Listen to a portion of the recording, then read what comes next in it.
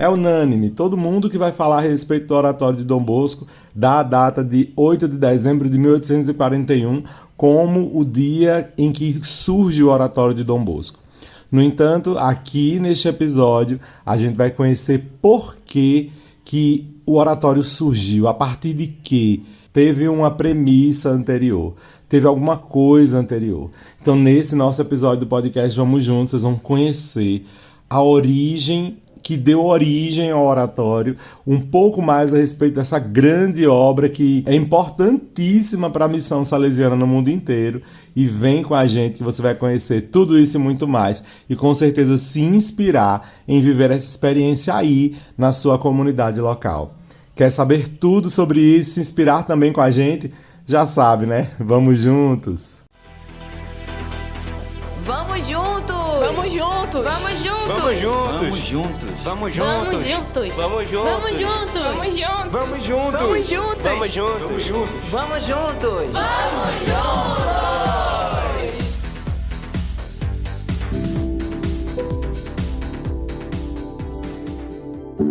Olá, bom dia, boa tarde, boa noite, você que está acompanhando a gente, sejam todos bem-vindos e bem-vindas a mais essa edição do podcast Vamos Juntos. Padre Neto aqui falando com vocês, é com alegria que acolho cada uma em mais esse episódio que vai falar sobre o oratório de Dom Bosco. Minha gente, o oratório é a obra principal de todo o trabalho pastoral salesiano, de toda a nossa missão. E como é que essa história surgiu, hein?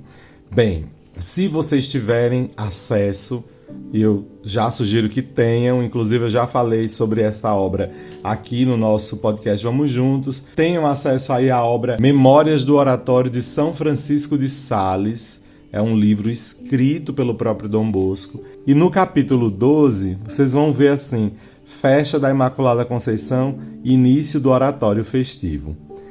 O texto começa dizendo assim: Mal entrei no colégio de São Francisco, vi-me logo cercado por um bando de meninos que me acompanhavam em ruas e praças, e até mesmo na sacristia da igreja do Instituto. Não podia, entretanto, cuidar deles diretamente por falta de um local. Um feliz encontro proporcionou-me a oportunidade de tentar a concretização do projeto em favor dos meninos que erravam pelas ruas da cidade, sobretudo dos que deixavam as prisões. Olha só. Então quer dizer que nesse texto aqui, nessa altura do texto, Dom Bosco já tinha um projeto em favor dos meninos. E de onde surge esse projeto em favor dos meninos? Minha gente, é história bonita, é história profunda, e agora a gente vai ficar sabendo dessa história. Antes da gente entender um pouquinho mais de tudo isso, deixa eu só explicar para vocês. O oratório salesiano é a proposta missionária de Dom Bosco, que deu origem a toda a missão da gente. Todos os salesianos do mundo inteiro já ouviram falar e já viveram também a experiência do oratório de Dom Bosco, do oratório salesiano. Então, vocês precisam, antes de tudo, ter base disso. O oratório é o que fundamenta, é o que está na base de toda a ação salesiana. Tá? Então, se você conhece algum padre, alguma irmã salesiana, se você conhece alguém de algum grupo da família salesiana, com certeza essa pessoa só está aí nessa missão por causa da iniciativa do oratório de Dom Bosco, tá? Fiquem sabendo disso. Então, para a gente saber o que foi que deu a origem a este oratório, vamos conhecer um pouco mais. Bom, existe uma base bem inicial, que é o sonho que Dom Bosco teve aos 9 anos de idade. A gente não tratou ainda profundamente desse sonho aqui. Inclusive, acho importante até que a gente faça um episódio somente sobre ele. Quem sabe, né, no futuro aí, a gente vai falar exatamente desse sonho. Mas, no finalzinho do capítulo 11 do Memórias do Oratório de São Francisco de Sales, Dom Bosco estava procurando um jeito de levar a termo o seu trabalho. Ele queria ser um padre, mas que fizesse o quê?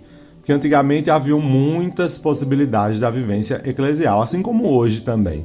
Mas aqui Dom Bosco estava inquieto, querendo saber que tipo de padre ele seria. Ele era um padre diocesano, mas ele queria sim fazer algum bem ao povo. Ele já tinha essa inclinação própria do bom pastor, né, de cuidar das ovelhas, não somente relacionadas à fé, mas a partir da perspectiva de fé também cuidar da integralidade da vida dessa pessoa. Então, ele escreve assim: o Padre Cafasso, meu guia havia 6 anos, foi também meu diretor espiritual, e se fiz algum bem, devo a este digno eclesiástico, em cujas mãos coloquei minhas decisões, estudos e atividades. Daí a gente já entende que, de fato, Dom Bosco levava a sério o seu trabalho pastoral, porque ele já estava muito atrelado ao respeito, ao cuidado de um diretor espiritual. Isso é importante também que a gente tenha, hein? O texto continua. Agora eu quero dizer a vocês que, caso eu me emocione, alguma coisa assim, é normal, tá? Porque esse texto sempre me emociona muito. Começou primeiro por levar-me às prisões, onde pude logo verificar como é grande a malícia e a miséria dos homens. Ver turmas de jovens, de 12 a 18 anos, todos eles são robustos e de vivo engenho, mas sem nada para fazer, picados pelos insetos, a míngua de pão espiritual e temporal, foi algo que me horrorizou. O opróbrio da pátria, a desonra das famílias, a infâmia aos próprios olhos personificavam-se naqueles infelizes. Qual não foi, porém, a minha admiração e surpresa quando percebi que muitos deles saíam com firme propósito de vida melhor e, não obstante, voltavam logo à prisão, da qual haviam saído poucos dias antes. Nessas ocasiões, descobri que muitos voltavam àquele lugar porque estavam abandonados a si próprios. Quem sabe, dizia de mim para mim, se tivessem lá fora um amigo que tomasse conta deles... Ixi, calma, vou lá. Quem sabe, dizia de mim para mim, se tivessem lá fora um amigo que tomasse conta deles, os assistisse e instruísse na religião, nos dias festivos e quem sabe não poderiam manter-se afastados da ruína ou pelo menos diminuiria o número dos que retornariam ao cárcere? Comuniquei este pensamento ao Padre Cafasso e, com o seu conselho e com suas luzes, pus-me a estudar a maneira de levá-lo a efeito, deixando o êxito nas mãos do Senhor, pois sem ele são inúteis todos os esforços dos homens. Espera aí que eu vou dar uma pausa aqui, tá? Pronto, recuperado. O negócio aqui não é brinquedo, não. Esse texto me emociona muito. Bom, minha gente, Dom Bosco estava, então, doido para fazer o bem às pessoas e auxiliado pelo seu diretor espiritual, Padre Cafasso, que inclusive depois se torna santo mesmo, reconhecido pela igreja, né, São José Cafasso. Inspirado por este homem, ele vai visitar os presídios. Dom Bosco, então, descobre sua vocação de Dom Bosco, como a gente vê na história dele, neste momento. Dom Bosco ali intui, quem sabe, se ele não tivesse um amigo lá fora, né? Essa parte me toca demais porque a gente percebe aqui o coração puro de uma pessoa que deseja fazer o bem. Então, tocado por Deus, esse homem consegue finalmente desenvolver o sonho que ele tinha no seu coração. E aí eu acho importante que a gente marque bem isso em nós, né? Colocar os nossos sonhos junto de Deus, pensando sempre no bem dos outros. Então foi esse coração aí que inspirou o trabalho mais lindo que eu já vi na vida, que é a missão dos Salesianos no mundo, da qual orgulhosamente faço parte, né? Eu falo isso porque, veja, a nossa missão surgiu de um sonho de fazer o bem aos outros, de algo tão puro, tão singelo, tão bonito, mas que tão profundo ao mesmo tempo, talvez por isso mesmo seja tão profundo, e que transformou literalmente a vida de milhares de pessoas. Está aí o início que vai dar a base ao oratório, né? Aí, como eu disse a vocês, o capítulo 12 do texto do Memórias de Oratório de São Francisco de Sales vai mostrar Dom Bosco dizendo que estava agoniado porque tinha um monte de meninos já no pé dele, quer dizer, ele, a partir daquele momento ele já começou a procurar pelas praças e ruas onde estavam os meninos mais danados, e ele começou a puxar aqui e ali para brincar com eles. Os meninos já começavam a se aproximar de Dom Bosco. No entanto, como eles sabiam onde Dom Bosco morava, eles iam atrás de Dom Bosco, lá no colégio eclesiástico, onde Dom Bosco morava, depois de ter sido ordenado padre. Então, no dia solene da Imaculada Conceição de Maria, dia 8 de dezembro de 1841, vamos agora aqui ao texto, estava a hora marcada, vestindo-me com os sagrados paramentos para celebrar a Santa Missa. O sacristão, José Comotti, vendo um rapazinho a um canto, convidou a ajudar-me à missa. Nesse momento, o texto abre um diálogo enorme aqui, e que eu não vou ler, porque eu acho que vocês precisam ler o texto também. E aí eu não vou dar os detalhes maiores do texto, né? Mas vou dar uma resumida geral, porque é um texto que vai se estendendo, e se a gente começar a ler, quer ler o livro todo. Então, só para dizer a vocês, o que acontece nessa conversa com esse menino? Dom Bosco conversa com esse rapaz, e na história, o menino tem o nome de Bartolomeu Garelli. É um nome, né, que depois se procurou registro e ninguém encontrou o registro desse menino em canto nenhum, nem de batizado, nem de nada. Mas aí, então, vai sendo interpretado que esse menino, na verdade, se trata de um símbolo de vários outros meninos que iam aparecendo, né? E que muitas vezes eram escorraçados de dentro da igreja. Porque não tinham família, eram tomados como menino danado, menino que não tem futuro, não tem que estar aqui dentro da igreja. E aí marginais, né, que de fato estavam vivendo à margem mesmo da sociedade, não no centro, né, mas pela periferia. E aí Dom Bosco entende esse menino enquanto um amigo e protege esse menino. A partir daí, ele abre um diálogo com o menino e percebe que o menino tem carência de tudo, principalmente religiosa.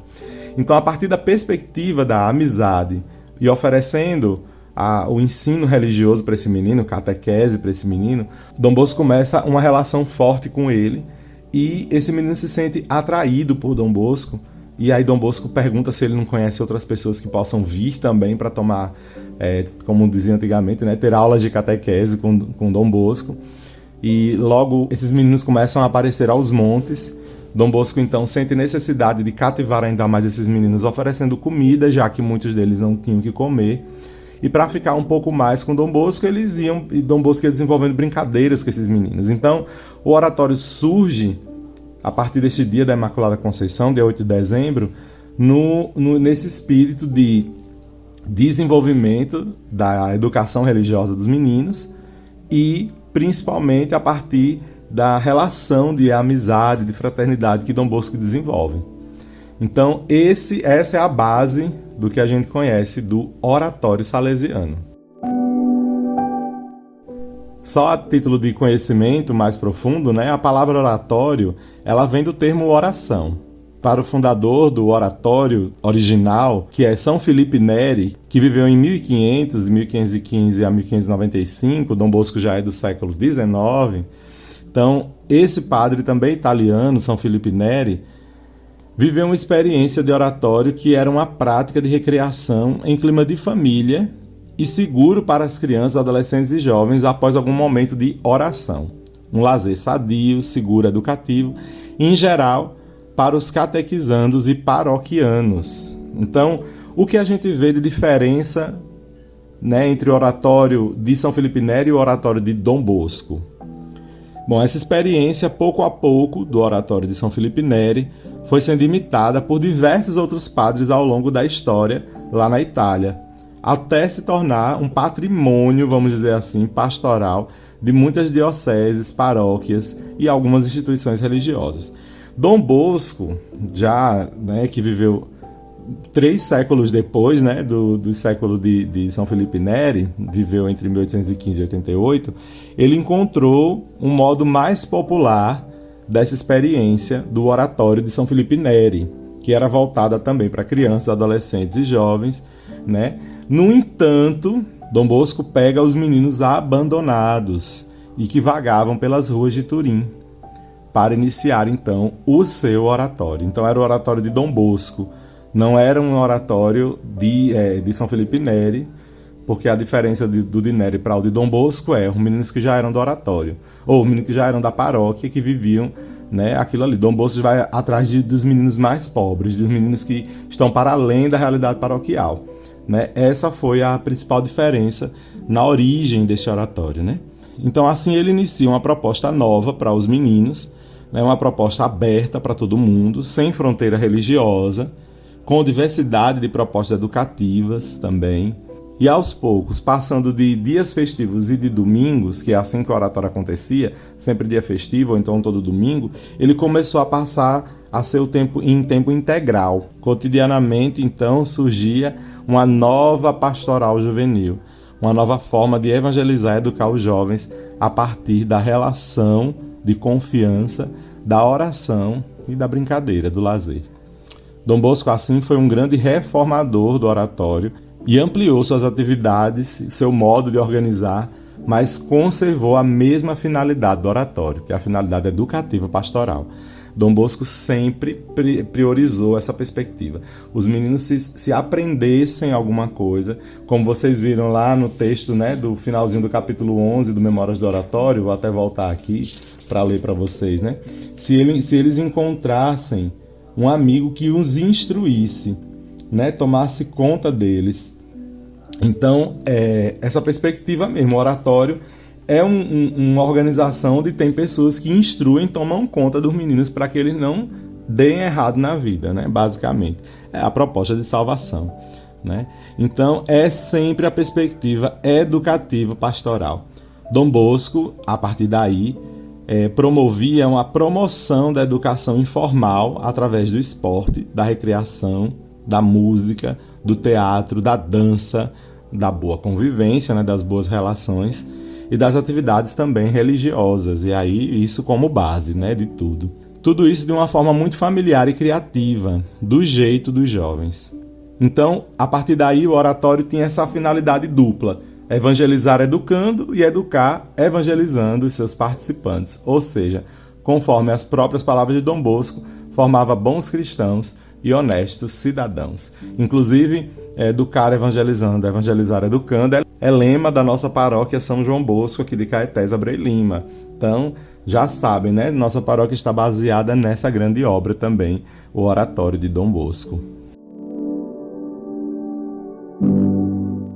É por isso que a gente não pode esquecer: um oratório sem educação e sem preocupação pastoral vira somente um lugar de jogar bola, vira então um bolatório, como o pessoal costuma apelidar de maneira pejorativa o oratório, né? O bolatório.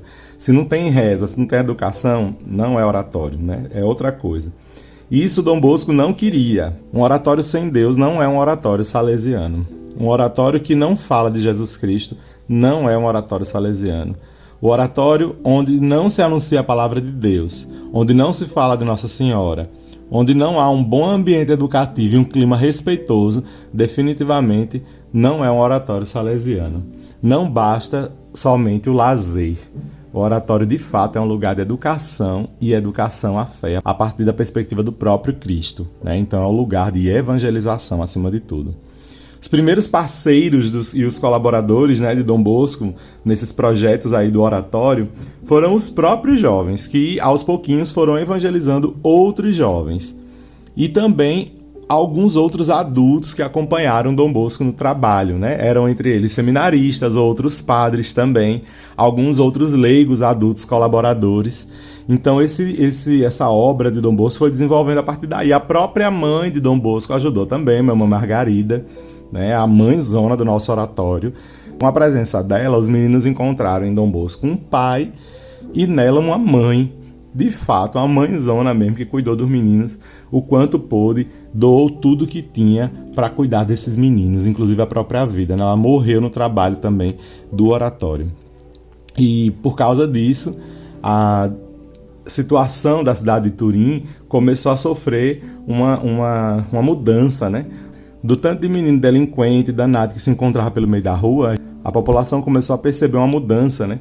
Então aquele tanto de menino que só ficava junto para aprontar, agora estava aprendendo música, estava tocando pelas ruas, aprendendo uma profissão, indo trabalhar de maneira digna. Então o oratório tem essa função de promover a diferença na vida do povo.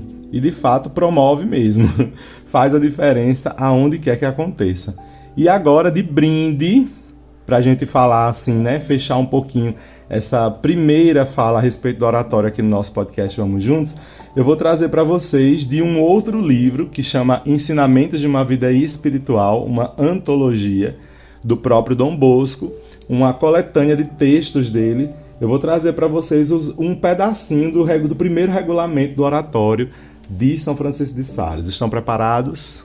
Então vamos lá. A partir da leitura deste regulamento do Oratório de São Francisco de Sales, a gente vai percebendo que fica evidente que esse regulamento não se trata somente de um conjunto de normas que pensam o bom andamento das obras ou a definição de alguns cargos dentro do oratório.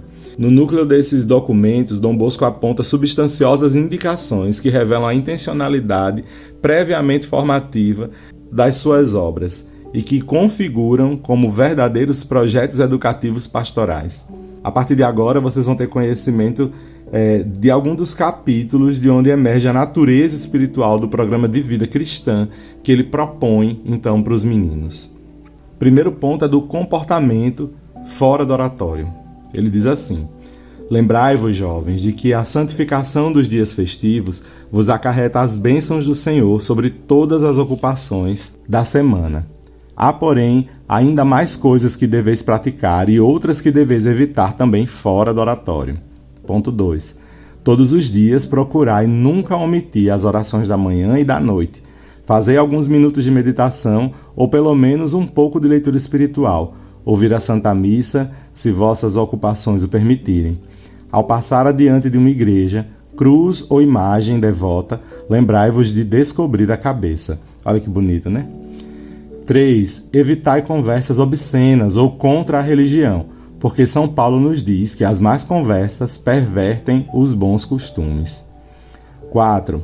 Mantende-vos sempre distante dos teatros diurnos e noturnos. Fugi dos bares, cafés, lugares de jogo e outros ambientes perigosos. Evitai cultivar a amizade daqueles que, tendo sido excluídos do oratório, falam mal dos vossos superiores ou procuram afastar-vos dos vossos deveres. Fugi especialmente daqueles que vos dessem algum conselho para roubar em casa ou em outros lugares. Isso aí é um primeiro ponto aí, né, que a gente começa a perceber de como Dom Bosco tinha esse cuidado no comportamento dos meninos. Era um cuidado moral, mas acima de tudo era uma observação puramente assim, de preocupação mesmo, de um pai que queria cuidar de seus filhos, né, a que se comportassem bem no meio da rua. Com relação à confissão e à comunhão, é outro ponto aqui que ele coloca. E aqui é um texto bem maior. Ele fala só do início, né? Meus jovens, tende presente que os 2 sustentáculos mais fortes para conservar-vos a caminhar pela estrada rumo ao céu são os sacramentos da confissão e da comunhão. Por isso, considerai como grande inimigo da vossa alma quem procura afastar-vos dessas 2 práticas da santa religião. Entre nós não há obrigação de receber estes sacramentos, isto para que cada um os receba livremente por amor e nunca por temor. A experiência mostrou ser isso muito conveniente. Enquanto vemos alguns que se aproximam desses sacramentos a cada 15 ou 8 dias, outros, em meio às suas ocupações diárias, fazem exemplarmente a sua comunhão, inclusive todos os dias. Os cristãos dos primeiros tempos costumavam a fazer a comunhão todos os dias. A Igreja Católica, no Concílio de Trento, inculca que todo cristão que vai ouvir a Santa Missa faça também a Santa Comunhão. Todavia, eu aconselho todos os jovens do oratório a fazer o que diz o catecismo da sua diocese, ou seja, é conveniente confessar-se a cada 15 dias ou uma vez por mês. São Felipe Neri, grande amigo da juventude, aconselhava seus filhos espirituais a se confessarem a cada 8 dias e a comungarem também mais frequentemente conforme o conselho do seu confessor. E aí ele continua o texto com diversas outras orientações a respeito da confissão e da comunhão. E aqui a gente já entende também algumas bases da própria vivência dos consagrados. Nós, salesianos de Dom Bosco, também temos essa regra em nossa vida, né? Da frequente comunhão e também da frequente confissão. Faz parte como base da nossa vivência espiritual. Bom, minha gente, o nosso tempo aqui já está se encerrando, mas eu quero dizer a todos vocês que já vivem a experiência do oratório, que permaneçam desenvolvendo essa experiência. O oratório de Dom Bosco foi extremamente útil no seu tempo, porque agiu conforme a necessidade específica do seu tempo. Então, a vocês que vivem o oratório hoje e aos que estão para iniciar o oratório, se façam sempre essa pergunta: qual é a necessidade dos jovens de hoje? Dom Bosco percebia uma realidade difícil. Muitos meninos estavam sendo presos, entregues à criminalidade. Então, para fugir disso, Dom Bosco ofertou para os meninos amizade, religião e momentos de lazer. Como é que hoje a gente pode desenvolver a situação? A partir de que realidade a gente está encontrando os jovens? Será que os meninos em nossa volta estão precisando de um cuidado somente para não ser presos? Será que os problemas também não crescem a partir da perspectiva das drogas, da crescente violência entre os jovens, da falta de orientação e de valores? Então, se são várias questões como essa, a gente pode propor oratório a partir desses problemas, para a gente tentar repensar tudo isso e melhorar a situação de vida de diversos jovens que estão à nossa volta. Dom Bosco trabalhava com os meninos somente porque o tempo exigia isso. A gente, graças a Deus, pode alcançar aí meninos e também meninas. Então vamos embora começar a repensar as estruturas do nosso oratório, desenvolver a missão, continuar aquilo que Dom Bosco começou. Né? E aí a gente pode dar novos passos, agir de novas formas, mas sempre visando a missão original de Dom Bosco: educar evangelizando e evangelizar educando, formando bons cristãos e honestos cidadãos. Deixo vocês então com essa inspiração, espero encontrar vocês desenvolvendo oratório na paróquia, na comunidade de vocês, e qualquer dúvida, basta entrar em contato com a gente. Nosso endereço principal de contato aqui na internet é pelo Instagram. Você procurar JS Caetés, vai encontrar a gente por lá. É o perfil que tem mais posts, é o nosso perfil, né, mais atualizado. Encontra a gente lá e fala com a gente. Qualquer dúvida, estamos por aí, tá bom? Dom Bosco espera que a nossa missão continue, que a missão que Deus colocou no seu coração continue se desenvolvendo. E Jesus nos espera nos meninos mais pobres. Então vamos embora cuidar dele lá? Conto com todos vocês. Jesus conta também com a nossa participação. Vamos dar as mãos, o coração, caminhar juntos nessa linda missão do oratório. Deus abençoe a todos vocês, em nome do Pai, do Filho e do Espírito Santo. Amém. Boa semana para todo mundo. Nos vemos no próximo episódio aqui do podcast. Vamos juntos.